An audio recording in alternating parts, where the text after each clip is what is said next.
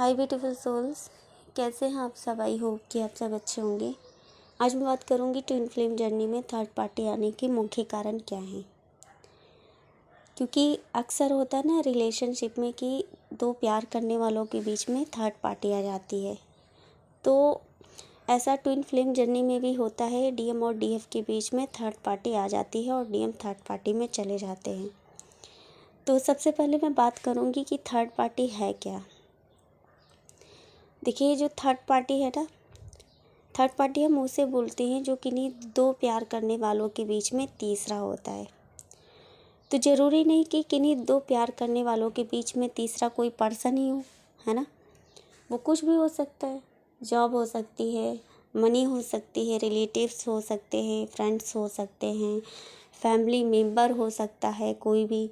तो ये third party होती है जिसे आपका पार्टनर जो है आपको महत्व ना देके उन चीज़ों को ज़्यादा महत्व देता है, किसी अन्य चीज़ों को ज़्यादा महत्व देता है, किसी अन्य पर्सन की ज़्यादा बातों को सुनता है आपको चूज़ ना करके। तो वो होती है थर्ड पार्टी, है ना। तो ट्विन फ्लेम जर्नी में ऐसा ही होता है। किसी की लाइफ में भी ऐसा हो सकता है, लेकिन ट्विन फ्लेम जर्नी में ये होता है ना कि डीएम जो है थर्ड पार्टी में चले जाते हैं। तो थर्ड पार्टी कुछ भी हो सकती है, लेकिन मैं जो बात करूँगी ना वो थर्ड पार्टी वाइफ या गर्लफ्रेंड की है। क्योंकि ट्विन फ्लेम जर्नी में ये होता है ना कि डीएम डीएफ को छोड़कर थर्ड पार्टी में चले गए, या उन्होंने किसी और से शादी कर ली, या फिर डीएम की डीएफ के अलावा कोई और गर्लफ्रेंड बन जाती है। तो ऐसा क्यों होता है डीएफ आपके साथ। डीएम का अपने डीएफ को छोड़ के किसी और के पास चले जाना, शादी करना, तो ये सब ऐसे ही नहीं होता है डीएफ।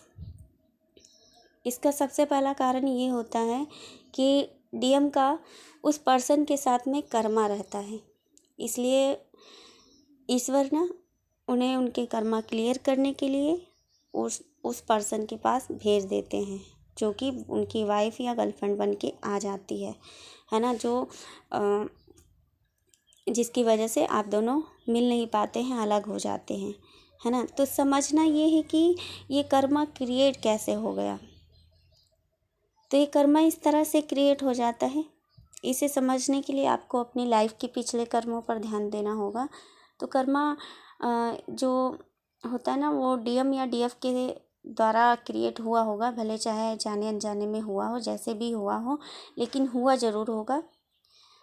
तो हुआ ये होगा कि हो सकता है डीएम और डीएफ आपसे ये गलती हुई हो कि आप ना किन्हीं दो प्यार करने वालों के बीच में थर्ड पार्टी बन गए हो। भले ही आप फ्रेंड या उनके रिलेटिव्स बन के गए हों, जैसे कि मैंने बताया था ना अभी, तो किसी भी रूप में गए हों, लेकिन दो प्यार करने वालों के बीच में हो सकता है कि आप थर्ड पार्टी बन के गए हों और वो दोनों आपके बीच में आ जाने से मिल ना पाए हों, अलग हो गए हों, है ना। तो ऐसा हो सकता है।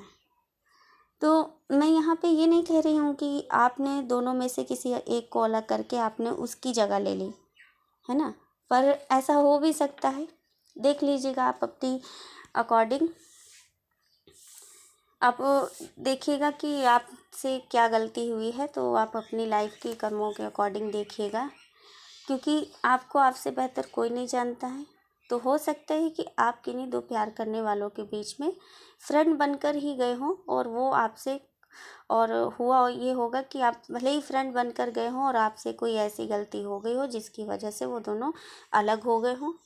तो यदि ऐसा हुआ है तो वहीं से आपका जो ये बैड कर्मा है क्रिएट हो गया है।